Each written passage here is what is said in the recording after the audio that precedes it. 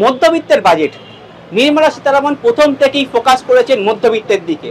শুধু কর ছাড় নয়, একই সঙ্গে কিন্তু জীবনদায়ী ওষুধের দামও কমানোর ক্ষেত্রে উদ্যোগ নিয়েছে কেন্দ্র। পাশাপাশি কি পেল বাংলা এবারের বাজেট থেকে, কি বলছেন বাংলার মানুষ, আসুন শুনে নেওয়া যাক।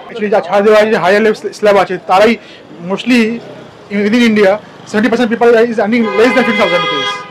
So যা ছাড় পেয়েছে they are already they are able to make the tax payment itself. So there is no sub issue.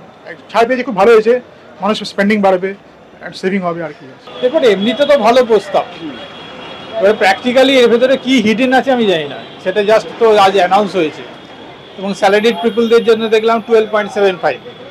দেখা যাক প্র্যাকটিক্যালি যদি আলটিমেটলি বাড়িয়েছে, এটা তো অবশ্যই যারা স্যালারিড পিপল বা নর্মাল যারা মধ্যবিত্ত তাদের জন্য তো অবশ্যই ভালো।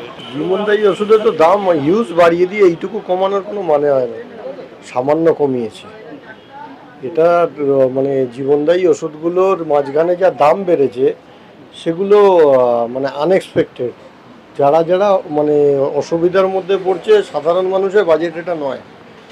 আর বাংলার ক্ষেত্রে পুরোপুরি বাংলাকে মানে একেবারে ইয়ে করেছে আর কি, নেগলেক্ট করেছে বাংলাকে কিছুই দেয়নি। 12 লাখ যেটা করেছে সেটা একদিক থেকে ভালোই জিনিসটা, কারণ যত দিন যাচ্ছে আমাদের ইনকামের মাত্রাটাও সেই জায়গায় তো নেই, জিনিসপত্র দামের সঙ্গে সঙ্গে ইনকামের জিনিসটা অনেকটা বাড়ছে। সেই অনুযায়ী 12 লক্ষ টাকা যদি করের ছাড় দেওয়া যায় তাহলে সেক্ষেত্রে বলা যেতে পারে যে এটা মানুষের জন্য ভালোই হলো। জীবনদায়ী ওষুধের দামের ক্ষেত্রে ট্যাক্স ছাড় না, জীবনদায়ী ওষুধের দাম কিটা কমতে পারে? দেখুন এটা ডিপেন্ড করছে পুরোপুরি মানে যে গভর্নমেন্ট রয়েছেন ওনাদের উপর এবং মানুষের রিকোয়ারমেন্ট কতটা আছে সেগুলোর ওপর।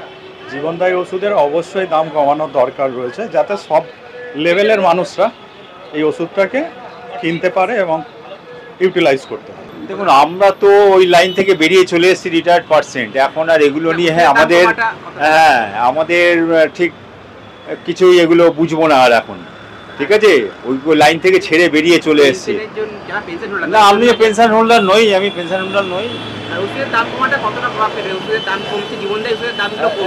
এটা যদি জীবনদায়ী ওষুধের দাম কমে থাকে সত্যি এটা খুব ভালো খবর, আর এটা দরকার ছিল।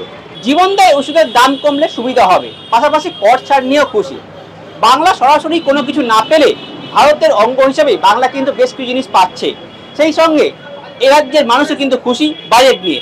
সব মিলিয়ে এক কথায় আম জনতা কিন্তু এবারের বাজেট নিয়ে খুশি এবং তাদের যথেষ্টই আশাবাদী আগামী দিনে এই বাজেটকে কেন্দ্র করে এগিয়ে যাবে ভারতবর্ষ।